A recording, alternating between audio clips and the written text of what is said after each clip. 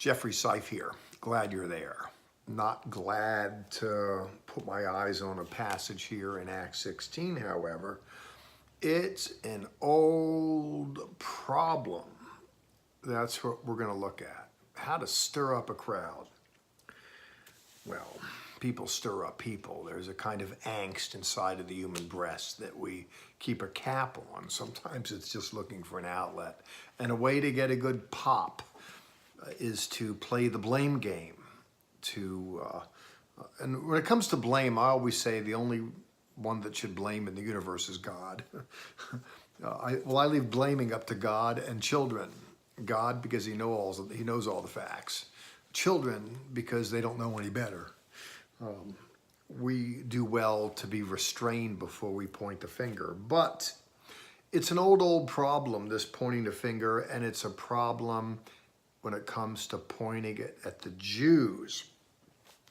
There's modern varieties of it, but you'll see here when you look with me in Acts chapter 16, verses 16 through 24. There's a situation here. It has nothing to do with being Jewish whatsoever. There's a story here where there is this demonized, to use the language of the text, slave girl who is experiences a deliverance. You know, Paul turns around in the name of Jesus, come out, and the sinner becomes a saint on the spot, just delivered of that nefarious, that is, that inherently evil inner disposition. The net result, according to the text, is that those who were deriving money from her, you know, they had her fortune telling and the like, and they're chagrined now because the saintly young lady isn't making them a dime anymore with this. And the net result is, we're told, they create an uproar. They bring charges against Paul and company, bring it before the chief magistrates. And if you'll just bear with me here, as Luke, Paul's biographer, lists the charge, and I quote in chapter 16, verse 20, and here's what these guys are saying. These men are throwing the city into an uproar, being Jewish. You know, those Jews. Here's Paul being drugged before a Roman magistrate. These Jews, look what they're doing to us. In verse 21, they advocate customs which are not permitted for us to accept or practice, being Romans. You know, these Jews, they're different than us. They're different from us. And foreigners, they're advocating things that are alien to us, forbidden us. And you know, those Jews, they're just peddling their wares, and they create a stir on the basis of that. And that's all that it takes. You know, it takes that spark to get the fire burning. In verse 22, then the crowd joined in on the attack, and you know, it just has a ripple effect. It's playing the old Jew card. To me, it's tragic. Jews remind me of police in this sense. You know, today in culture, you know, cops get a bad rap, but truth of the matter is, pound for pound, police are really great people. Yeah, there's scoundrels, it happens. People start off good, but then they go south and they get caught, they get jammed up and arrested, and rightly they should. There are people that begin with good attitudes, then they get bad attitudes. They should be disciplined, fired. They should go to jail for criminal stuff. But basically, that said, pound for pound, people would really be surprised. Really, they would, on what a fine group of people they are. I mention that because thinking of Jewish people, yeah, you get a Jewish scoundrel every now and again, and they should be disciplined, should be punished. If it's a criminal act, it just should happen. But pound for pound, Jews tend to be a good lot, an ethical lot.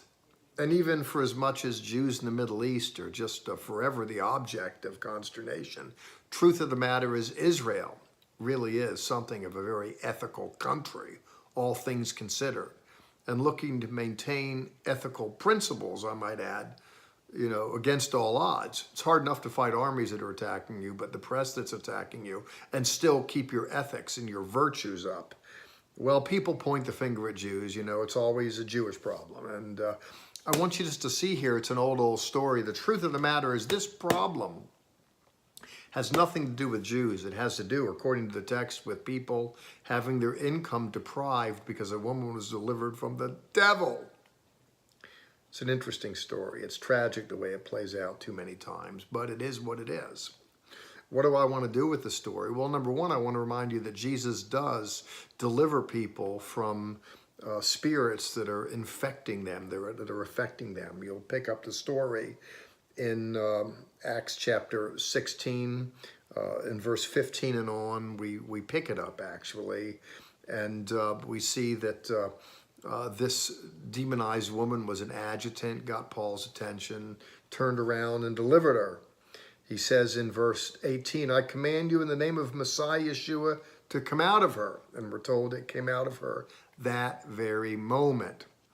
There is a power in the gospel to turn things around. I should mention, by the way, while on it, I do believe in counseling, but sometimes you got to cast it out, not just talk it out. I mean, that's the story here. They didn't go into protracted pastoral counseling, did they? No. This was the demonic spirit, and it needed to be excised, and it was. That's a good takeaway. I believe in modern medicine too, but sometimes you just need to pray in Yeshua's name because the medical community or the psychological community just doesn't hold out a lot of hope. Well, there's always hope as long as we're breathing because he lives. We believe in the power of the resurrected Lord that can affect resurrection in lives. It just is what it is, emotionally, physically. That's an aside to the story here. It's an important aside. What I'm alighting upon is an age-old problem. That is, let's just blame it on Jewish stuff. These Jews are this, these Jews are that. And that plays out very explicitly in the text. I'd like to compliment you, by the way. The reason why you're interested in the Tree of Life version of the Bible Society, and even why you're kind enough to indulge the ramblings of a fellow like me is because you are interested in seeing the good news from the eyes of the Jews, and you want to get behind Jewish people. You're not this, and I want to thank you for that. Simple as that. While people are trying to shame the Jews and blame the Jews, some of us want to stand up for the Jews. And that's important to me. Of course, I'm of Jewish extract, and I just want to do that. But not only do I want to stand up for the Jews in general, I like to stand up for the greatest Jew in human history, who wasn't just a human, and I'm talking about Jesus Christ. The Messiah was a Jew, descended from the Jewish people. First breath of the New Testament, the book of the genealogy of Jesus Christ, son of David, son of Abraham. That's Matthew chapter 1, verse 1. He is the root and offspring of Jesse, descended from David, this Jesus, and of the Jewish people. And, God has a plan for people, and so does the devil has a plan. And this tension plays out in every generation, in antiquity here, in modernity here. Thank you for standing for the Lord, and thank you for standing with us. God bless.